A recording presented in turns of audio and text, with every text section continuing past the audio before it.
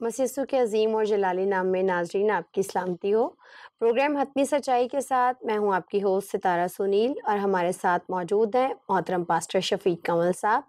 हम इन्हें अपने प्रोग्राम में खुश आमदीद कहते हैं। और नाजरीन, प्रोग्राम के आगाज़ में मैं आपको बताना चाहती हूँ कि आज के हमारे प्रोग्राम का मौजू है मसीहत अमन का दीन नहीं है। और ये प्रोग्राम सैयद राहील हुसैन साहब के सवालात पर मबनी है। तो हम अपने प्रोग्राम का आगाज़ करते हैं पहले सवाल से और बढ़ते हैं पास्टर शफीक कमल साहब की तरफ। पास्टर साहब, आज का जो हमारा प्रोग्राम है वो राहील हुसैन साहब हैं, उनके एतराज़ात हैं काफ़ी सारे। और उनका पहला जो सवाल है वो कहते हैं कि मसीहत अमन का दीन नहीं है, और वो इस बात के लिए हवाला कोट करते हैं लूका की अंजील 22 बाब और उसकी 26 आयत, जिसमें उसने कहा कि मसीह यीशु ने कहा कि अब जिसके पास बटवा हो वो उसे ले ले, इसी तरह झोली ले ले, और जिसके पास ना हो वो अपनी पोशाक बेचकर तलवार ख़रीदे। तो इस तरह से तो मसीह ख़ुद जो है वो जिहाद का दर्स दे रहे हैं कि तलवारें ख़रीद लो और जिहाद शुरू कर दो। आप क्या कहते हैं इस सिलसिले में? लूका का हवाला दे के जो राहील साहब ने कहा है वहाँ ये बात तो ठीक है, लिखा हुआ है कि वो अपनी पोशाक बेचकर तलवार खरीदे, लेकिन इस कॉन्टेक्स्ट को समझना बहुत ज़रूरी है। शायद वो कहना ये चाह रहे हैं कि मत्ती 10वें बाब में हमें ये मिलता है कि मसीह यीशु ने कहा कि भाई 2-2 झोलियाँ ना लेना, ठीक है, अमन की तालीम दी। तो इस तरह तो यहाँ पर जो है ये चीज़ें फ़र्क आ गई हैं। ख़ासकर उन्होंने जिस बात पर एतराज़ किया वो कि अपनी पोशाक बेचकर या कोई भी और चीज़ या सामान खरीद के तलवार खरीदो। तो शायद चूँकि वो इस्लामिक सॉफ्टवेयर से सोचते हैं तो उनके ज़हन में है कि तलवार खरीदनी है तो ला महल्ला जहादी होगा। यही बात है। यहाँ ये बात मुहावरे के तौर पर कही गई है। देखें, जब मसीह यीशु इस दुनिया में ज़मीन पर खिदमत कर रहे थे, मिनिस्ट्री कर रहे थे, तो बहुत सारी चीज़ें फ़र्क थी। रोज़ा रखने के मतलब शागिर्दों को कहा गया तो मसीह ने कहा अभी दुल्हा उनके साथ है, अभी क्यों रखें रोज़ा? नहीं रख सकते रोज़ा। तो इसी तरीके से जब मसीह उनके साथ थे तो सब चीज़ें ठीक चल रही थी। लेकिन मसीह उनको जो बात बताना चाह रहे थे, आपको पता है कि कई जगह यीशु मसीह ने ये कहा कि लोग तुमको सताएंगे, लोग तुमको अदालतों में खींचेंगे, ठीक है, और अगर हरे दरख्त के साथ ऐसा कर रहे हैं तो सूखे के साथ क्या ना करेंगे। ठीक। तो जो बात मसीह उनको बताना चाह रहे थे कि सब्ज़ बाग नहीं मैं आपको दिखा रहा, कि उनको को सब्ज़ बाग दिखा देते, जी फिक्र ना करो, आपको बागों वाले प्लाट दे दिए जाएंगे, आपको एक-एक मर्सिडीज़ दे दी जाएगी। नहीं, उन्होंने कहा कि जैसे ही मैं जाऊंगा तो चैलेंज बदल जाएगा, फिर मैं आपके साथ नहीं हूँ, अभी मैं आपके साथ हूँ। तो उस चैलेंज का मुकाबला करने के लिए मसीह यीशु ने उनको कहा कि आपको तैयार होना चाहिए, और दुरुस्त कहा। शागिर्द पहले से इस चैलेंज के लिए तैयार थे। जब पतरस को सलीब देने लगे हैं तो उसने कहा रुको, मुझे सीधा ना सलीब दो, मुझे उल्टा लटका। जब स्टिफनस को संसार किया गया तो शागिर्द इस बात के लिए भी तैयार थे, और जब शागिर्दों को रसूलों को कोड़े मारे गए तो बाकायदा अमाल की किताब में लिखा है कि वो खुश हुए इस बात पे खुश हुए। तो ये सब कुछ क्योंकि मसीह यीशु ने उनको ज़हनी तौर पर इस काम के लिए तैयार कर दिया था। और अगर यीशु मसीह ने ये सब कुछ ना बताया होता तो शागिर्द कहते लो उस्ताद ने पहाड़ी आवाज में मुबारकबादियाँ सिखा दी, दुआए रबानी सिखा दी, अच्छी अच्छी बातें बता दी, ये तो बताया नहीं था, अब तो मारे गए, अब हम क्या करें, ये किस चक्कर में फंसा दिया हमें। लेकिन शागिर्द इस काम के लिए तैयार थे। ये 3,000 का मजमा भी उनके सामने था तो वो डरते नहीं थे, वो कलाम की मुनादी करते थे। पौलुस ने हाकिम वक्त के दरबार के अंदर कहा कि जंजीरों के अलावा मैं तो चाहता हूँ कि हर चीज़ यहाँ पर क्रिश्चियन हो जाए। तो ये उस चैलेंज को निपटने के लिए मसीह यीशु ने उनको कहा था। लिटरली इसका ये मतलब नहीं था कि तलवार खरीद के। ठीक। और तारीख हमें ये बताती है कि पहली 3 सदियों में वाकई वही हालात थे जिनका यीशु मसीह ने जिक्र कर दिया था। और उन 3 सदियों में आप उन क्रिश्चियंस की गवाहियाँ सुने, उनके बच्चों की गवाहियाँ सुने, तो आप हैरान रह जाएंगे कि वो किस तरीके से जवान मर्दी के साथ उन्होंने मुकाबला किया। एक बादशाह ने ये कानून जारी कर दिया कि जिसके घर से, जिसके पास से बाइबल या बाइबल का कोई टुकड़ा पीस भी मिल गया, उसकी सजाए मौत है। कितने लोगों को सिर्फ इस वजह से सजाए मौत दे दी गई कि उनके पास बाइबल निकली थी। तो आप कंटेक्स्ट को नहीं समझते, आप तलवार का नाम सुन के तो जिहाद की आप तलक आपके ज़हन में जिहाद आ जिहाद जाता का है, आता है। ऐसी बात नहीं है। ठीक। बस अब अगले सवाल की तरफ बढ़ते हैं। अगला सवाल भी उन्होंने ये किया कि मसीह ने पतरस को हुक्म दिया कि इसका कान उड़ा दो। मतलब ये कि मसीह खुद कह रहे हैं कि जंग के लिए तैयार हो जाओ, जंग करो। आप क्या कहेंगे इस हिस्से में? हाँ, ये भी उससे मिलती-जुलती बात है। पहली बात तो मसीह ने ये कहीं नहीं कहा कि इसका कान उड़ा कान दो जो उड़ा मुझे पकड़ने आए हैं, ये कहीं नहीं कहा, ये उनकी मुबालगा रही या समझे कि हाँ, गलत बयानी या कह ले। समझा नहीं है, पढ़ा नहीं सही से। नहीं, नहीं पढ़ा तो होगा लेकिन लेकिन मसीह भाई साहब ये तो कहीं हाँ, कोड नहीं ना कि मसीह ने नहीं, कहा नहीं, है नहीं, कि इसका कहीं ये कान नहीं उड़ा दो। लिखा। ये पतरस ने अपनी मर्ज़ी से वो उसका कान उड़ा दिया था, लेकिन वहाँ पर जो मसीह ने कहा वो नहीं बता रहे। हुँ, ये भी बददयानती है। जी हाँ, पूरी मसीह ने बात उनको नहीं कहा बता कि रहे। अपनी तलवार म्यान में म्यान कर, में करो, क्योंकि जो लोग तलवार से कत्ल करते हैं वो तलवार ही से कत्ल हलाक किए जाएंगे। होंगे। ये एक तारीखी फ़िक्रा था जो यीशु मसीह ने कहा, हुँ, जो आप समझे कि नविश्ता दीवार है। ठीक, इसको कोट करना चाहिए था। जी। जो मसीहत का नुक्ता नज़र है उसको हुँ, नहीं किया। तो ना मसीह ने जंग की तालीम दी, ना जंग के लिए आमादा किया। हुँ, ये इनकी गलतफ़हमी है या हम पे इल्ज़ाम। हुँ, ठीक। ठीक पास साहब अगला सवाल है, सैयद राहील साहब का बयान है कि पतरस की तलवार जंग के लिए खरीदी गई थी, ठीक है? लेकिन इसके जवाब में किसी मसीह ने उनको ये जवाब दिया था कि ये तलवार दिफ़ा के लिए खरीदी गई थी। आप इस सिलसिले में क्या कहते हैं? पतरस की तरफ ना से। तो पतरस की तलवार जंग के लिए थी, ना दिफ़ा के लिए थे। इसका पस मंज़र समझें। जिस दौर में मसीह इस दुनिया में आए हैं, वहाँ पर यहूदी एक कसम पुरसी की ज़िंदगी गुज़ार रहे थे। ठीक, उनके कॉन्टेक्स्ट को समझने की कोशिश करें। ठीक। जिस कौम का भी इनके साथ किसी न किसी तरीके से वास्ता था, वो इन पे चढ़ाई करते थे, वो इनको मारते थे, वो इनको हुँ, लूटते थे। अनाज कई वग़ैरह छीनते हाँ, सब थे। कुछ करते थे। कइयों ने तो इनके मुल्क पर कब्ज़ा किया, कई गुलाम बनाकर उठा के अपने मुल्क साथ में ले ले गए। लिए। फिर यूनानियों ने तबाह आज़माई की, उन्होंने इनको गुलाम हुँ, बनाया।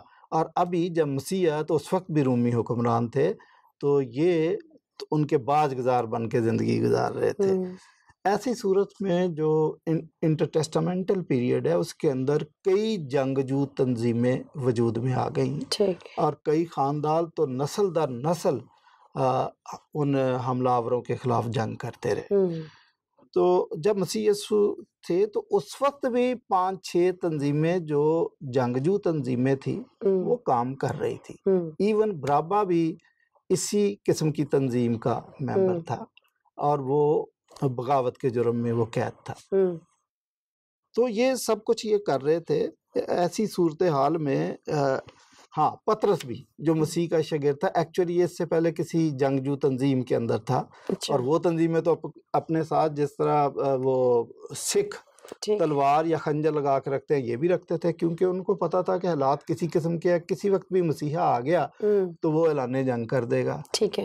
एक जगह यूहन्ना की इंजील में आपने पढ़ा होगा कि मसीह सुलेमानी बरामदा में टहल रहा था, हुँ, एक ग्रुप आ गया हुँ, और ये ईद तजदीद का दिन था। हुँ, तो उन्होंने पूछा, तू कब तक हमें डाँवाडोल रखेगा? हाँ, अगर हमें तुम मसीह है तो साफ मसीह कर है दे। तो क्लियर बता दे। उनका ठीक। मकसद था मसीह है तो ऐलान जंग कर। हुँ, अभी हम खंजर, तलवारें, डंडे, सोटे लेके आ लेकर जाते आते हैं हैं। और रोमियों की ईंट से ईंट बजाते हैं। अभी बड़ी हुँ, देर इंतज़ार कर लिया। हुँ, पतरस चूँकि मसीह की तंजीम में आ गया, लेकिन माइंड तो अभी तक तो पुराना ही वही था ना। था। आपको पता है कि मसीह की तालीम हासिल करने के लिए, मसीह के रंग में रंगे जाने के लिए उनको टाइम लगा, हुँ, एकदम नहीं। सही। तो उसकी तो सोच पुरानी थी, जो उसने तलवार निकाली वो तो इसीलिए निकाली कि अच्छा आ गया टाइम। हाँ, कि भई लेकिन मसीह यीशु ने जब उसको बता दिया कि नहीं, हमारा मिशन ऐसा नहीं है, हुँ, तो फिर उसको समझ आ गई। सही। तो आज़ादी पसंद तहरीकें कई काम कर रही थी उस वक़्त, ठीक। इस तरीके से। ये वजह थी। अच्छा, भाई साहब हम अगले सवाल की तरफ बढ़ते हैं। अगला सवाल जो है एक मसीह मुस्लिम मुकालमा, ये एक तंज़ीम है। मसीह मुस्लिम जी, मुकालमा जी। वालों ने एक सवाल भेजा है। वो कहते हैं कि ज़करिया की किताब 9 बाब 10 आयत में लिखा है कि आने वाला मसीह कौमों को सुलह का मुजदा देगा। जी। और लेकिन नए अहदनामे में ये बयान फ़र्क है। नए अहदनामे का वो कोट करते हैं, उन्होंने कहा कि मसीह ने कहा कि मैं सुलह कराने नहीं बल्कि तलवार चलाने आया हूँ। ये तो फिर सर जी खुला तज़ाद हुआ ना इस बात में। नहीं, जो ओल्ड टेस्टामेंट में लिखा है कि वो कौमों कौमों को को सुलह का मुजदा। मुजदा देगा, जी, तो ये दुरुस्त बात है। मसीह जब आया तो आप पहाड़ी वाद सारा पढ़ के देखें, उसने सुलह का मुजदा दिया। जी। हत्ता कि जिस दिन यीशु मसीह की पैदाइश हुई है, तो उस वक्त जो फरिश्तों ने गीत गाया वो ये था कि आलम बाला पर खुदा की तमजीद हो और ज़मीन पर जिन आदमियों से वो राज़ी है सुलह। सुलह। तो वो सुलह के लिए ही आया था। इन्होंने हवाला न्यू टेस्टामेंट से जो पिक किया वो रॉन्ग कर लिया और फिर उसको और ज़्यादा ख़राब करने के लिए गलत समझ लिया। वो है कि मैं मसीह यीशु का बयान है कि मैं सुलह कराने नहीं बल्कि तलवार चलाने आया हूँ, इसका मतलब गलत समझ लिया। इसकी आउट ऑफ कॉन्टेक्स्ट उन्होंने तशरीह कर दिया। मसीह ये कह रहे थे वही बात जो मसीह अपने शागिर्दों को वक्तन फ़वक्तन बताते थे कि लोग तुमको सताएंगे, लोग तुमको मारेंगे मेरे नाम की खातिर मेरे सता नाम जाओगे। की खातिर। चूँकि मसीह लोगों को उनकी बुराइयां बरमला बता देते थे और लोग सच्चाई को बर्दाश्त नहीं नहीं करते। करते थे। ठीक है, यही मसला था। तो जो मसीह कह रहे थे कि मैं तलवार चलाने आया हूँ, सुलह कराने नहीं, इसका मतलब समझे। मैं मौजूदा कंटेक्स्ट में आपको बात करता हूँ जी। कि कोई अगर हिंदू है, पूरा ख़ानदान है, लेकिन एक फ़र्द अगर बेटा क्रिश्चियन हो जाता है तो बाप और माँ उसके खिलाफ हो जाएंगे। दुश्मन हो जाएंगे। अगर बाप क्रिश्चियन हो जाता है तो बेटा उसके खिलाफ हो जाएगा। और मुसलमान तो इस बात को बड़े अच्छे तरीके से समझते हैं कि अगर बिल्कुल। आपके ख़ानदान में आपका बेटा क्रिश्चियन हो जाए कि मैं मसीह को खुदावंद मानता हूँ, तो आप तो उसको बिल्कुल, हाँ, जहर का मारने के गिलास पिला देंगे आप पिला उसको। देंगे, सही। और अगर बाप मसीह को खुदावंद मानता है तो बेटा उसके खिलाफ हो जाएगा। यही ये हकीकत, तलवार चलाने का ये मतलब था। मकसद था कि ठीक है। खुदा की बादशाह जहाँ जहाँ पहुँचेगी तो ये तलख वाकयात ग्राउंड रूनुमा होंगे। रियलिटी है, ठीक। इससे आप इनकार नहीं कर सकते, सही। ये होता। तो जहाँ जहाँ मसीहत गई है ऐसे वाकयात हमने तारीख में पढ़े हैं, देखे हैं। और जहाँ जहाँ मसीहत अभी भी जा रही है ये हो रहा है, इक्का दुक्का वाकयात ऐसे भी ऐसे होते हो हैं। रहे तो हैं। इसके ठीक लिए है। हमें ज़हनी तौर पर तैयार रहना चाहिए। ठीक। भाई साहब, अगला सवाल भी इन्हीं लोगों की तरफ से है। उन्होंने कहा है कि किताब ज़करिया में एक और बात नकल कर दी गई है और ये एतराज़ है कि गधे पर बैठने से तो कोई मसीह नहीं हो जाता या मसीह नहीं बन जाता।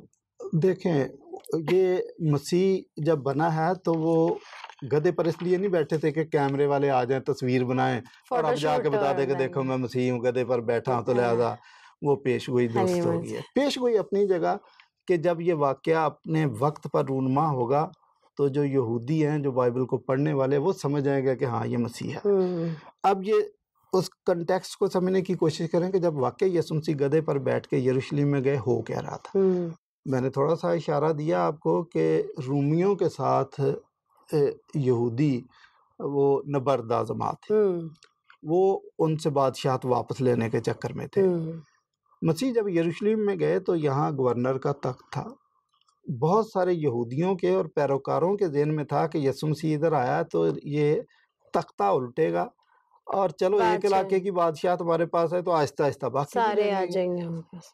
हत्ता कि वो लोग जो नारे लगा रहे थे उनके दिमाग में भी यही बात थी कि वो भी ये सोच रहे थे कि मसीह तख्ता उल्टेगा।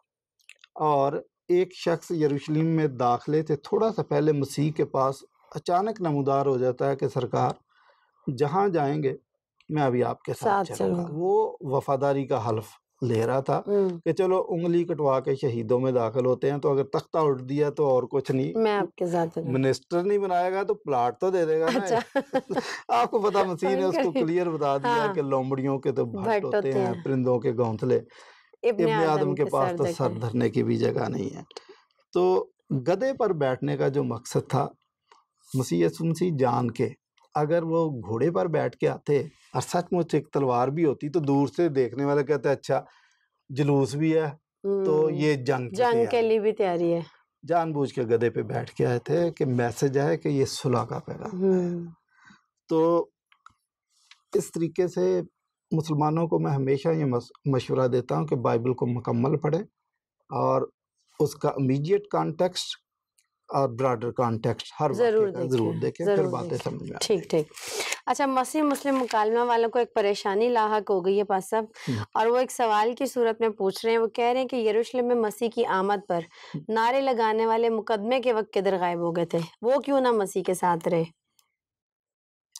अगेन उसकी जो सिचुएशन है, उस वक्त के एनवायरनमेंट क्या था, सिचुएशन क्या थी, ये इनको पता नहीं है। ये पढ़ने की कोशिश नहीं करते, बाइबल से कोई ना कोई वाकया कहीं से उठा लिया, ढूंढ लेते हैं, निकाल लेते हैं। ना उसके आगे पढ़ते हैं ना पीछे पढ़ते हैं, और फिर यही बंदा कोशिश कर ले कि बाइबल की 20 कमेंट्रीज जी मौजूद नेट पे हैं। मौजूद हैं, आप उनको देख लें, 2-3 कमेंटेटर की आप राय पढ़ लें, खुद आपको समझ आ जाएगा। पहली बात कि लोग एक जंगजू मसीहा के इंतजार में थे। उनको ये पता नहीं था कि ये मसीह आएगा तो ये अमन का शहजादा होगा। वो सोचते थे कि ये आएगा तो ये रूमियों के जबड़े तोड़ेगा और एक दफ़ा फिर हमें हज़रत सुलेमान का सुनहरी दौर वापस दे देगा। उनके दिमाग में तो ये बात थी। ये नजात को आज़ादी से ताबीर करते थे। अच्छा। जी जी, एक तो उनकी गलतफहमी ये थी कि इनका मकसद है कि ये आज़ादी होगी और आज़ादी का मतलब हुकूमत हमारी होगी, ये उनके दिमाग में था।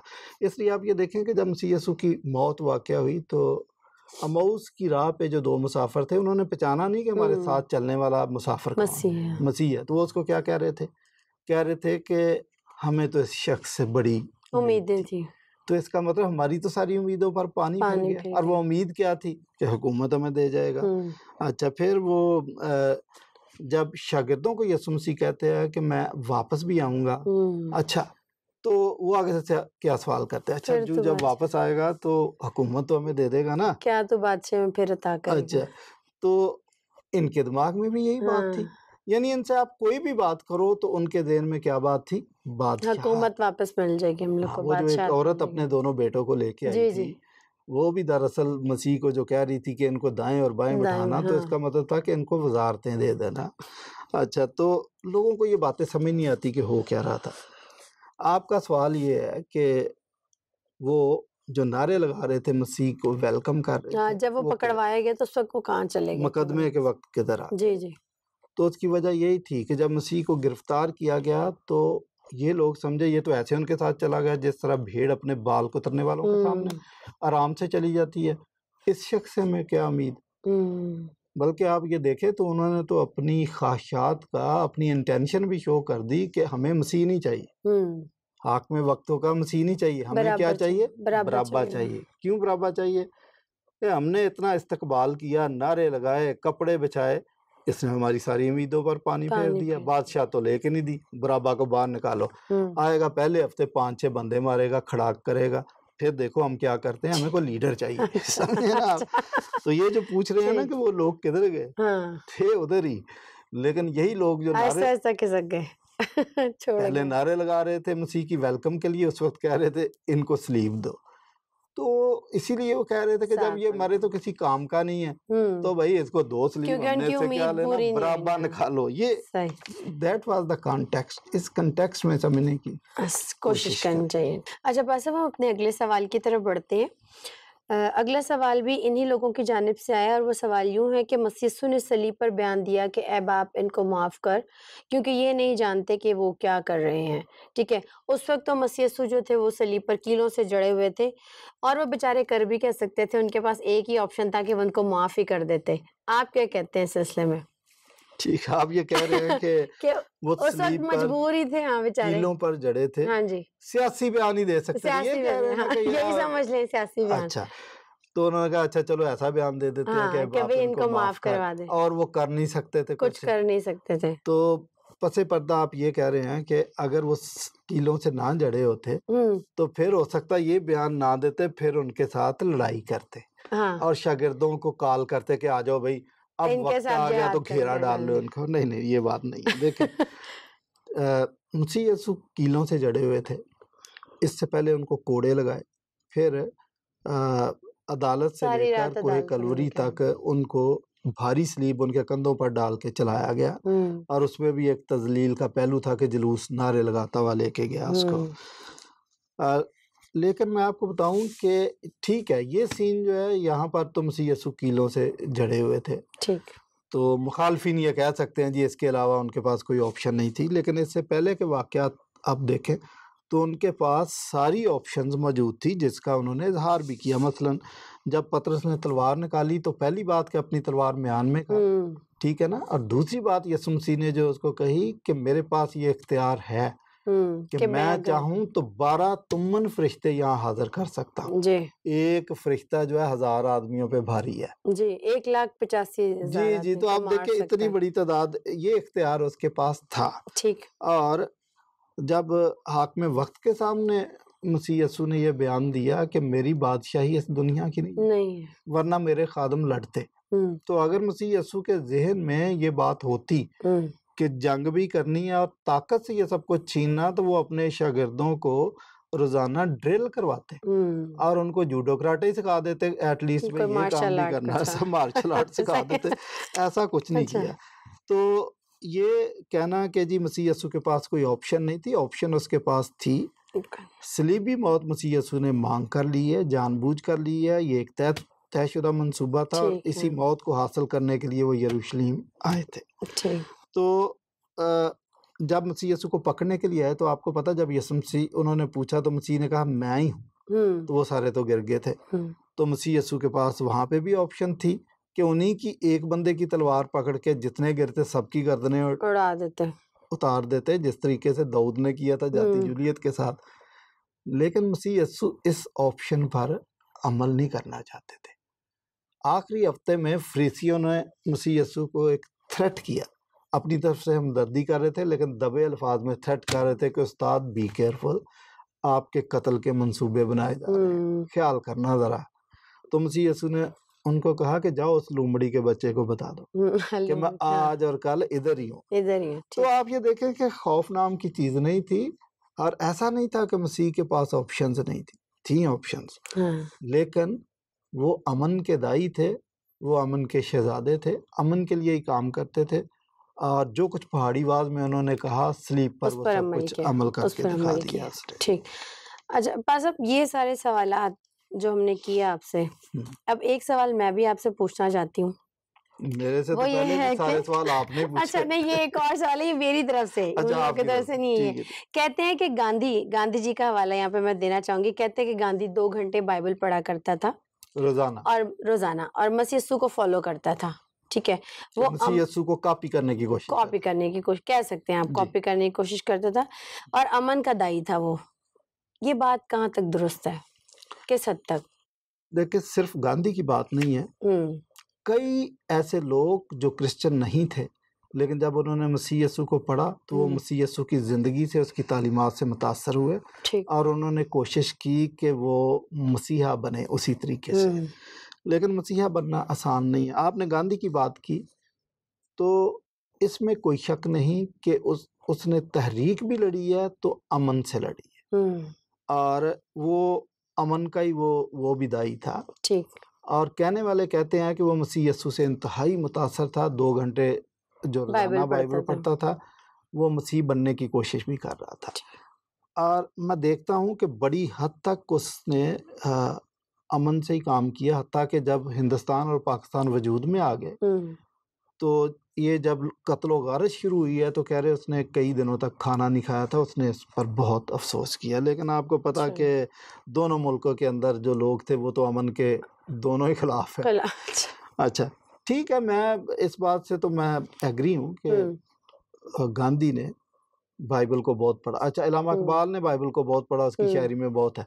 अब यहाँ पे मैं एक बात कहूँगा कि जब लोग मसीह की उसको पढ़ के मसीह यस्सु की तालीमात को मुतासर होते हैं, तो ऐसे लोगों के पास किसी ना किसी मिशनरी को, किसी ना किसी एवेंजलिस्ट को जरूर पहुंचना चाहिए और उसको बताना चाहिए कि भाई अगर आप मसीह को फॉलो करना चाहते हैं तो मसीह पर ईमान भी लाए। हाँ, कहने को तो लोग कहते हैं कि ईदी ने भी बहुत काम किया, लेकिन ये एक स्टेप फर्दर जरूरी है कि फिर मसीह को जाती तौर पर पहचाने, उसके साथ रिलेशनशिप इस्तवार करे, उस पर ईमान ला के उसको खुदा और खुदावंद भी माने, अपना नजात देंदा कबूल। तो फिर मैं समझता हूँ कि वो मसीहत वहाँ पर खुदा की बादशाह का वसत का भी बायस बनते। ठीक है।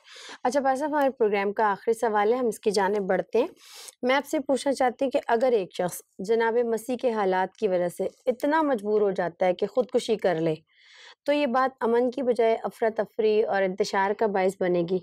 आपका क्या ख्याल है? बड़ा खूबसूरत सवाल आपने पूछा। एक बात याद रखें कि ये आपका इशारा यहूदा अस्करियोती की तरफ। जी हाँ। तो यहूदा अस्करियोती की जो खुदकुशी है, ये मसीह के मशवरे से नहीं हुई कि तू जाके तू खुदकुशी कर लेना और बाकी 11 मनादी कर लेंगे, ऐसा नहीं। बल्कि इस शख्स को मसीह ने वार्निंग दी थी कि जो शख्स मेरे साथ मेरे तबाक में हाथ डालता है ये मुझे पकड़वाएगा। इब्ने आदम तो जैसा उसके हक में लिखा है जाता ही है, लेकिन अफसोस उस आदमी पर जिसके सबब से ये हुआ। पकड़वाएगा। इससे बेहतर था कि वो शख्स पैदा ही ना होता। तो मसीह यीशु ने तो पहले से इसको आगाह कर दिया था, और ना सिर्फ इसको आगाह कर दिया था, बाइबल हर उस शख्स को जिसको गुनाह में गिरने का खदशा होता है आगाह करती है। काइन को ये आगाही मिली कि देख गुनाह तेरे दरवाजे पर दबका बैठा है और तेरा मुश्ताक है, पर तू उस पर गालिब आ। तो बाइबल तो हर शख्स को ये मशवरा दे रही है। अब कोई अपनी आंखें बंद करके तो उल्टा काम करता है, तो फिर अपने ही किए की वजह से, मकाफात अमल की वजह से वो मजबूर हो जाता है कि खुदकुशी करे। तो ये मसीहत का शेवा नहीं, मसीहत की कोई शिक नहीं। सही। ये सब कुछ उसका अपना किया धरा था। यहाँ मैं इसमें थोड़ा इजाफा करता चलूँ कि कोई भी शख्स, हत्ता कि उसका नाम बरकत मसीह हो, क्रिस्टोफर हो, जोसेफ हो, लेकिन कोई ऐसी हरकत करे कि उसकी ज़िंदगी का एंड जो है वो खुदकशी पर हो, तो ये मसीहत की तालीम नहीं है। मसीहत की तालीम नहीं है। मसीहत अमन का मज़हब है और मसीह अमन का शहज़ादा है। इसलिए जो मसीह के मानने वाले हैं उन्होंने अपनी ज़िंदगी अमन से गुजारी है और मोहब्बत से गुजारी है। अमन और मोहब्बत ही मसीहत की सबसे बड़ी तालीमात है। ठीक है, बहुत शुक्रिया पास साहब। हमारे प्रोग्राम का वक्त ख़त्म हुआ और पास साहब हम आपके शुक्रगुज़ार हैं। आपने इंतहाई मुदब्बिराना अंदाज में तमाम सवालात के जवाबात दिए। और नाज़रीन, मैं ये कहना चाहती हूँ, और आज के हमारे प्रोग्राम की हतमी सच्चाई भी ये है कि मसीह मज़हब अदम तशद्दुद का मज़हब है, और ख़ुद मसीह यीशु की ये तालीम है कि अपने सताने वालों के लिए दुआ करो, अपने दुश्मनों के लिए बरकत चाहो। तो और दुनिया के जो दीगर मज़ाहिब हैं उनमें हमें कहीं ये तालीम नहीं मिलती है। और हज़ारों साल गुज़रने पर यसाया नबी ने मसीह यीशु के बारे में क्या खूब कहा था कि मसीह यीशु जो है वो अमन और सुलह और सलामती का शहज़ादा है। आखिर में ये कहना चाहूँगी, सच को खोजिए, सच सुनिए, सच सुनने की जुर्रत पैदा कीजिए। अगले प्रोग्राम तक के लिए मुझे, पास्टर साहब को और हमारी पूरी टीम को इजाज़त दीजिए। खुदा मसीह यीशु का अमन और इत्मीनान हमेशा आपके साथ रहे। आमीन।